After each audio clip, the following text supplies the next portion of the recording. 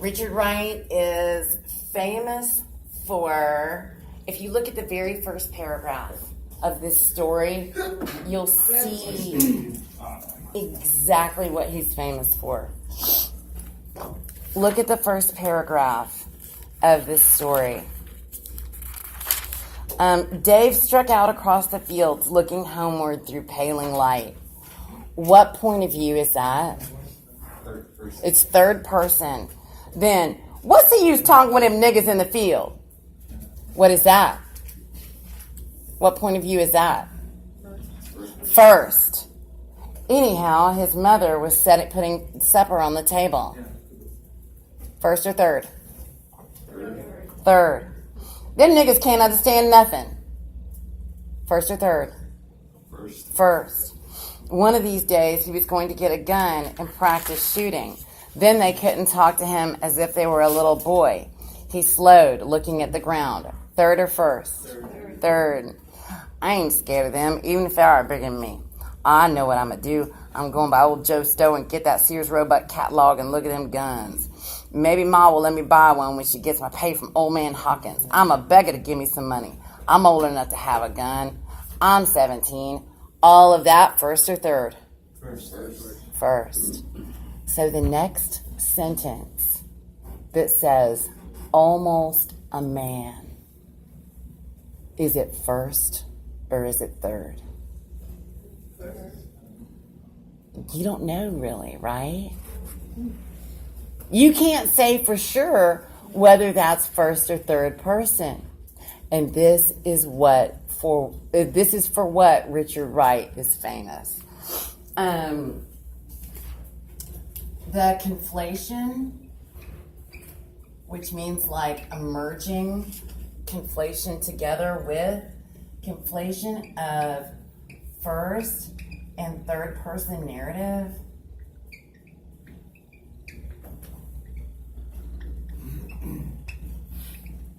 to evoke reader empathy.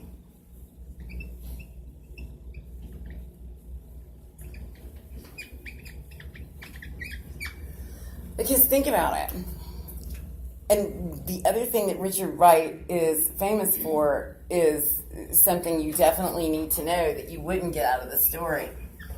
He is famous for his novel Native Son because it made him the first best-selling African-American author in the United States. The first best-selling African-American author in the United States. Okay? You need to know that, and you need to know the name of the novel. It's Native Son.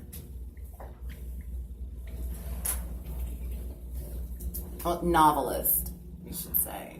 First best-selling African-American author in the U.S. In the U.S. is important to say. So think about, how does he get to that position of being the first best-selling African-American author in the United States? All of his characters are young, poor, uneducated black men who ultimately end up in some sort of situation of violence or where they're forced to violence. Do you think that's going to be an automatically empathetic character for a majority white readership? And that's what his readership is, because the majority of people who can read are white. At this point, we're talking about the 1930s, okay? So the literacy rate among African Americans is not high. It's the people who made him a best-selling novelist is a white readership. So how does he create that sense of empathy to a white readership? He can't just like pop out with this regional dialect and expect, for people to empathize with this character with whom they have nothing in common, right? That's why he uses that conflation of third-person narrative. It's almost like how you boil a frog. You don't boil a frog by throwing a frog in boiling water. You have to put a frog in lukewarm water and then slowly turn it up. So it's the same thing that Richard Wright does with his white readership. In the beginning, it's not completely like hot all in Dave's mind. It's like oh, Dave struck out across the field. Okay, normal story. And then, what's the you? And it's like, oh, what's that? Oh, scary. Oh, it's back to the third person narrative. It's okay. It's okay. Do you see how it goes back and forth and back and forth? Until in the end, when you finally have developed this sense of empathy for Dave, then you're like not all completely in his head like internal thoughts, but, you've got a narrative description of his thoughts. And finally, through this approach, you've developed, no matter if you have anything in common with him or not, you've developed this sense of empathy for this, what's sort of like an anti-hero, For the plot of this story, who are Dave's friends? Everybody's pretty condescending to him, right? His boss is condescending. What about the store owner? Is he condescending? Very much so, and patronizing. Like, thinks Dave is silly. Like, calls him boy repeatedly. And then his mom and dad, do they get a lot of sympathy from them? No. In fact, like, when all this went down, it's his parents are just like, what'd you do? Instead of like, tell us the story, son. Like, what happened? What's wrong? It's like, what'd you do? And what about his peers? Well, we know from the very first paragraph of the story that how do his peers treat him?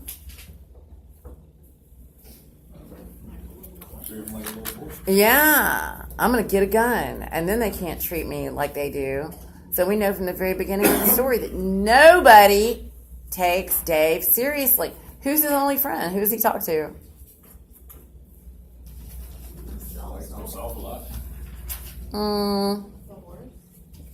Well, it's not a horse. It's a mule. It's a mule. He talks to the mule.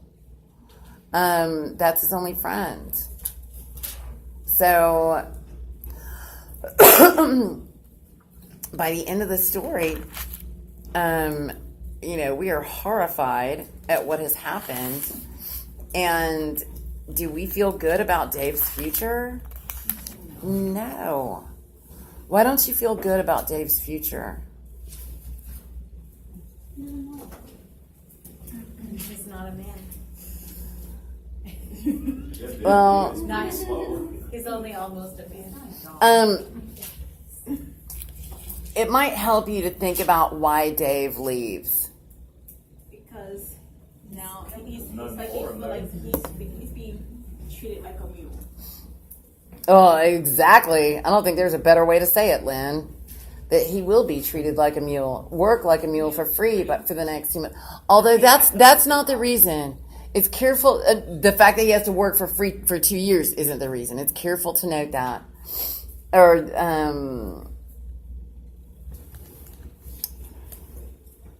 the top of 2253.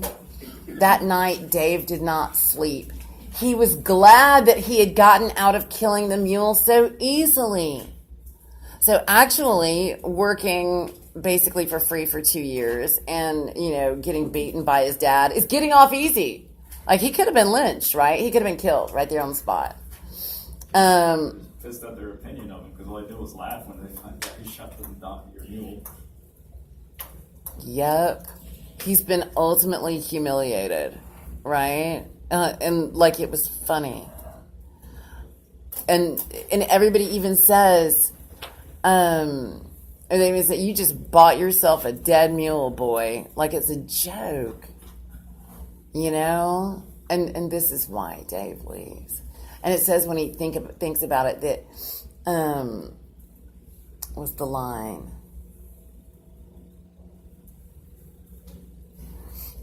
Nobody ever gave him nothing? Oh, no, it's before that. The paragraph before that, at the bottom of 2252. After that happens, Dave turned and walked slowly. He heard people laughing. Dave glared, his eyes welling with tears.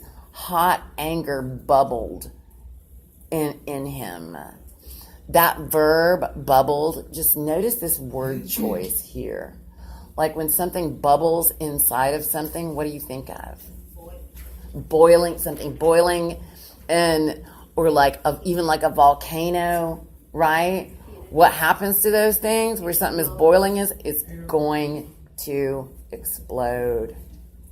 And later, almost every character in Wright's work is like this.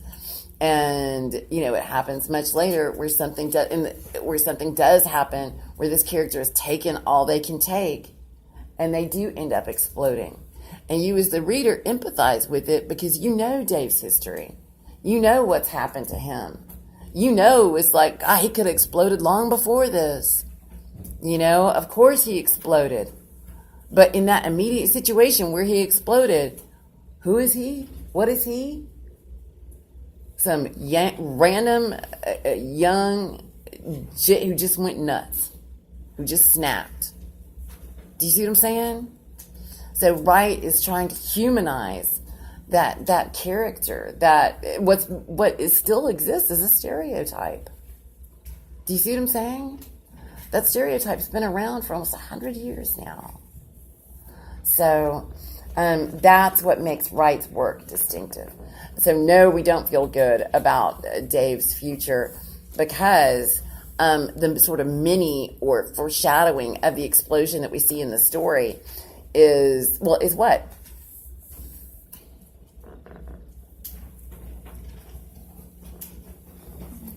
What's the only sense of release that he really has for his anger in the story?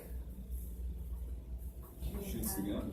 Right, when he finally shoots the gun and the situation of how he shoots it. Like what he says around that situation does not make you feel good, does it? I wish I had one more bullet so I could scare that old man. That whole situation does not make you feel good. Okay, so questions about Richard Wright. Make sure you know the plot pyramid for this story. Again, I'm not going to sit up here and talk about what happened in the story because hypothetically you read it. So, and point of view for the story? Everywhere. Well, if it's both, then it's automatically what? Third person omniscient. Third person omniscient. Always. If you think it's both third person omniscient and first person limited, it's automatically third person omniscient. Okay? So know the plot pyramid. Which includes the point of view. Know what Wright is famous for. 2 things as for Native Son and for his approach, his writing technique, and this conflation of first person narrative. And know, of course, that he's our novelistic voice of the Harlem Renaissance. Okay.